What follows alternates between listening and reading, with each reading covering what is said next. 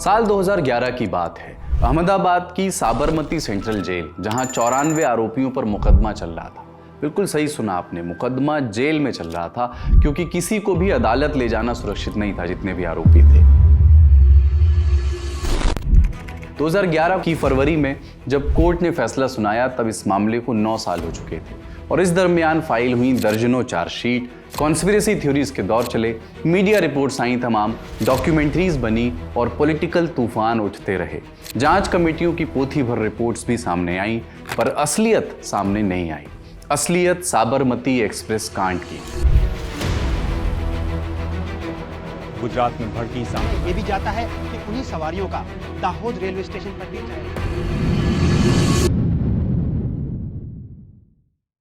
27 फरवरी 2002 गुजरात के गोधरा स्टेशन पर खड़ी साबरमती एक्सप्रेस में आग लगा दी गई। राम जन्मभूमि आंदोलन का दौर था वो, और ये ट्रेन अयोध्या से कार सेवकों को लेकर के लौट रही थी।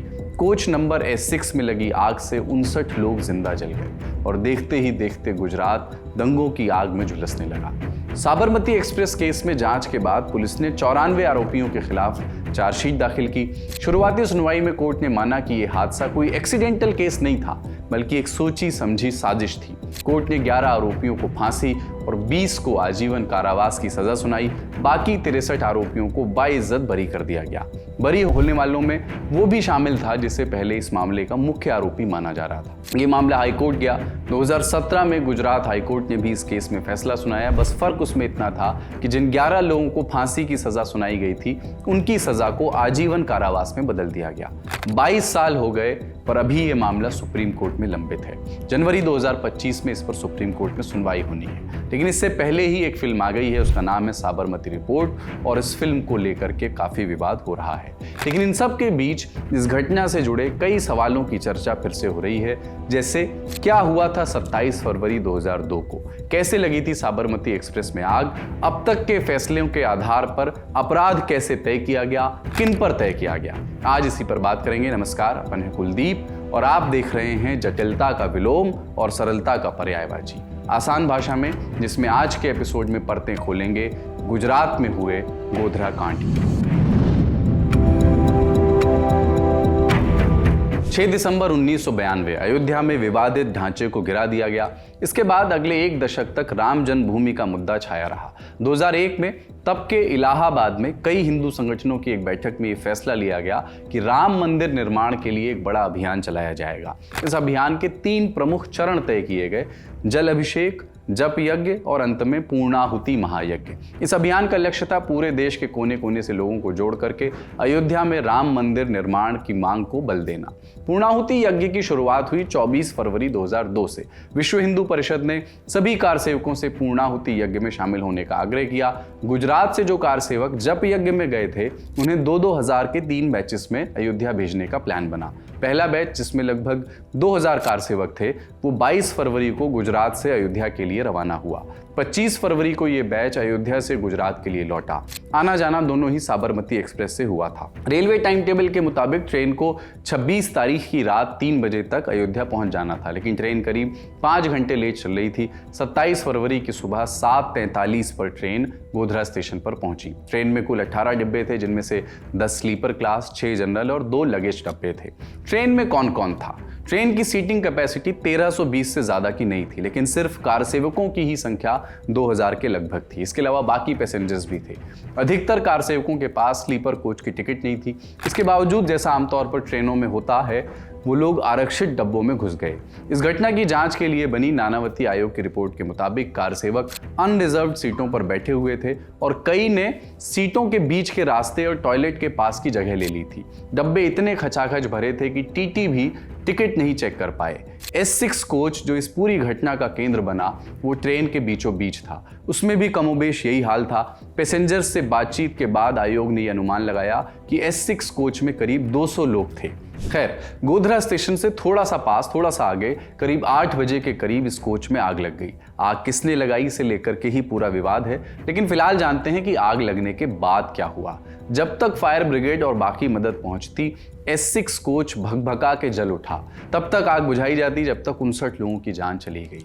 यहाँ से असंख्य कहानियों, थ्योरीज और दंगों का सिलसिला शुरू हुआ जिसने पूरे गुजरात और फिर पूरे देश में भूचाल ला दिया। लेकिन ये सवाल बना रहा कि ये आग लगी कैसे। घटना के तुरंत बाद कई तरह की बातें हुई।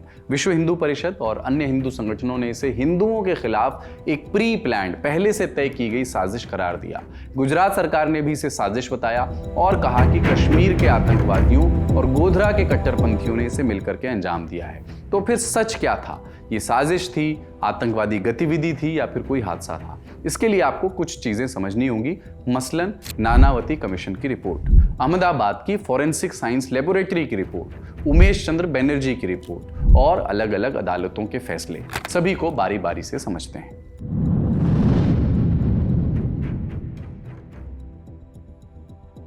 साबरमती एक्सप्रेस कांड और उसके बाद हुए दंगों की जांच के लिए गुजरात सरकार ने एक सिंगल मेंबर जांच कमेटी बनाई।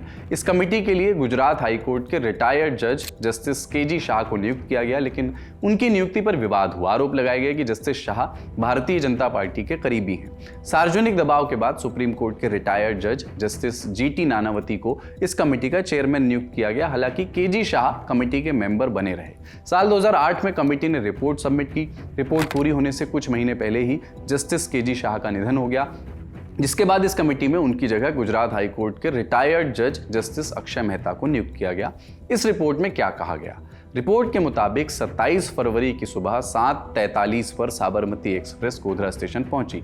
गोधरा स्टेशन पर 5 मिनट का हॉल्ट था। स्टेशन के बगल में घांची मुसलमानों की बस्ती थी, जिनमें से कई लोग स्टेशन पर चाय और अन्य सामान बेचने का काम करते थे।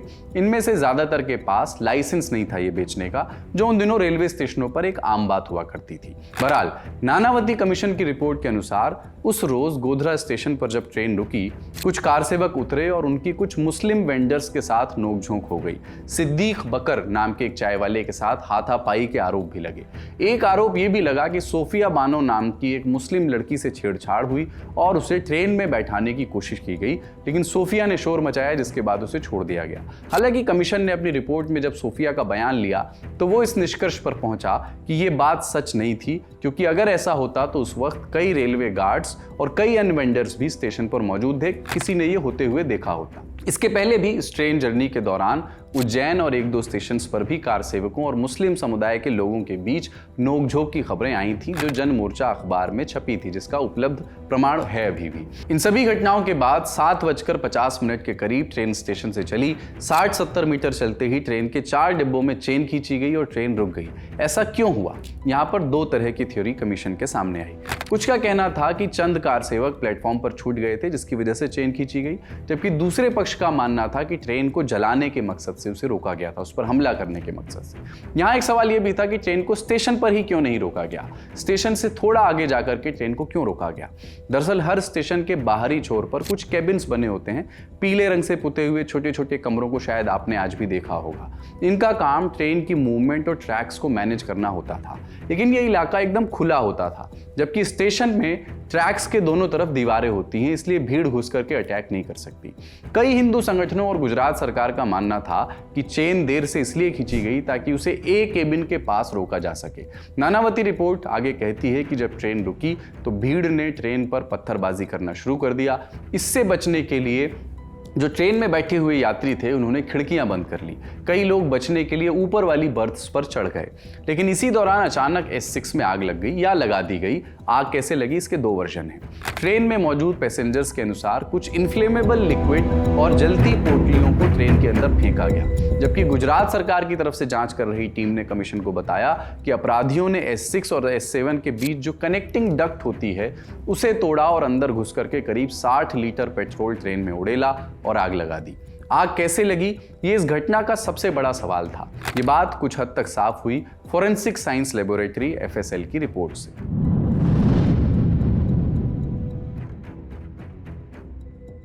इस सवाल का जवाब बेहद जरूरी था कि आग लगी कैसे। क्या अंदर कोई शॉर्ट सर्किट हुआ, किसी पैसेंजर की गलती से आग लगी या बाहर से किसी ने आग लगाई। इसकी जांच करने की जिम्मेदारी मिली अहमदाबाद की FSL लैब को। इस रिपोर्ट ने सभी सवालों को एड्रेस किया।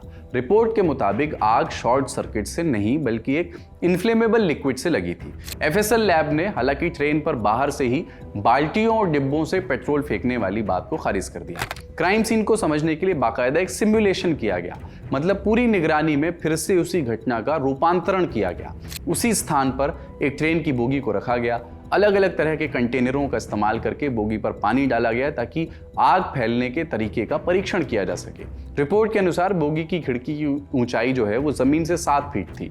ऐसी स्थिति में बाहर से बाल्टी या जरी कैन की मदद से पेट्रोल या कोई इन्फ्लेमेबल लिक्विड फेंकना संभव नहीं था, क्योंकि क्राइम सीन को रिक्रिएट करते समय ज्यादातर लिक्विड बोगी में जाने के बजाय बाहर ही गिर रहा था। माने आग लगाने पर बोगी के बाहर और नीचे का हिस्सा ज्यादा जलना चाहिए, लेकिन अगर S6 की तस्वीर देखेंगे तो समझ आता है कि बाहर की तरफ से ऐसे निशान नहीं थे। इसी सिमुलेशन में एक और चीज टेस्ट की गई, जिससे पता चला कि बोगी के अंदर सीट नंबर 72 के पास खड़े होकर इन्फ्लेमेबल लिक्विड डाला गया था। स्लीपर कोच में 72 नंबर सीट उस बोगी की आखिरी सीट होती है। एफएसएल रिपोर्ट के अनुसार जलने का पैटर्न भी यही बताता था कि सीट नंबर 72 के पास टेम्परेचर भी सबसे ज्यादा था, करीब 4 गुना ज्यादा। एफएसएल की रिपोर्ट ने यह साफ कर दिया कि ट्रेन में आग बाहर से नहीं बल्कि अंदर से लगाई गई थी। सीट नंबर 72 के पास से करीब 60 लीटर ज्वलनशील तरल डाल करके आग को फैलाया गया। इस रिपोर्ट को नानावती कमीशन और एसआईटी ने भी कंसीडर किया। ये चार्जशीट का भी हिस्सा बन गई। ये पता चल गया कि आग कैसे लगी, लेकिन अगला सवाल यह था कि आग लगाई किसने।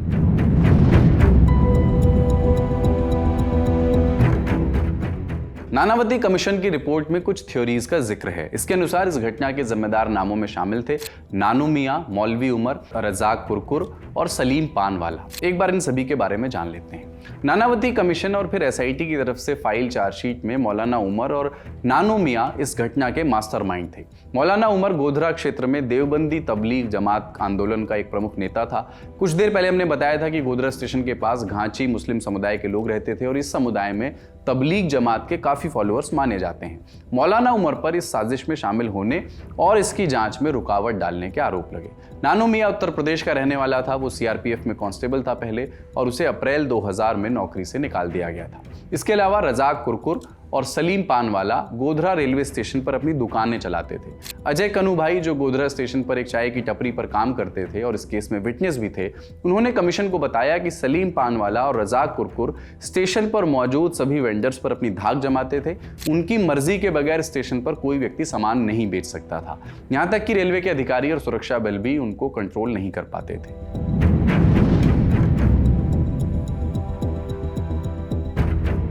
कमीशन को डिप्टी एसपी नोएल परमार ने बताया कि पूछताछ के दौरान रजाक कुरकुर और सलीम पानवाला ने बयान दिया कि नानू मियां अपने गोधरा दौरों के दौरान अक्सर अमन गेस्ट हाउस जाता था। रजाक कुरकुर अमन गेस्ट हाउस का मालिक था और ये गेस्ट हाउस स्टेशन के बहुत करीब था।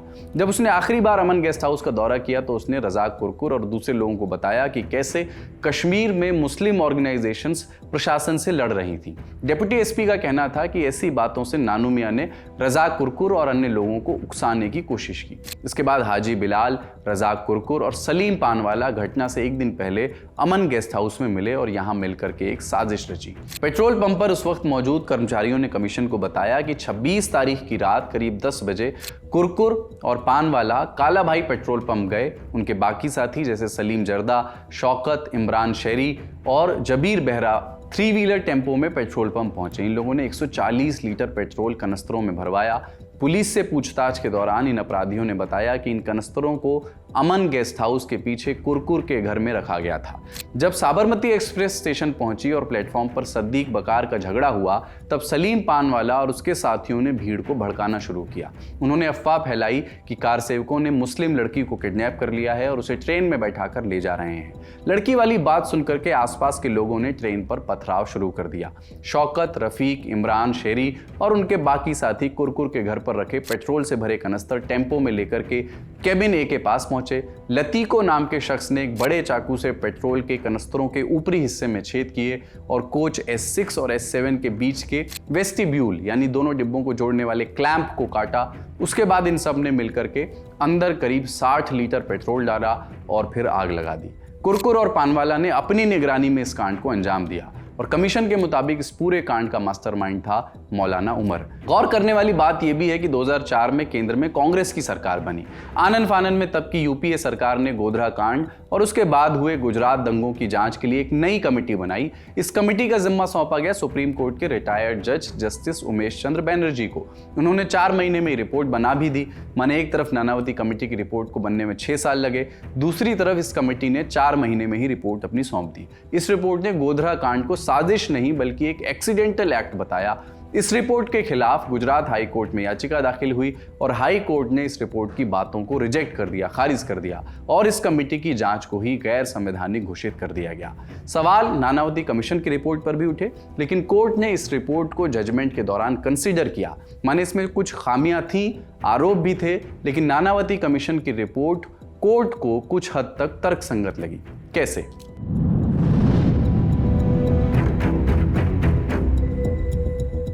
गोधरा ट्रेन कांड मामले में विशेष अदालत के जज पीआर पटेल ने अपने फैसले में माना कि 26 फरवरी 2002 की रात गोधरा के अमन गेस्ट हाउस में एक साजिश रची गई थी।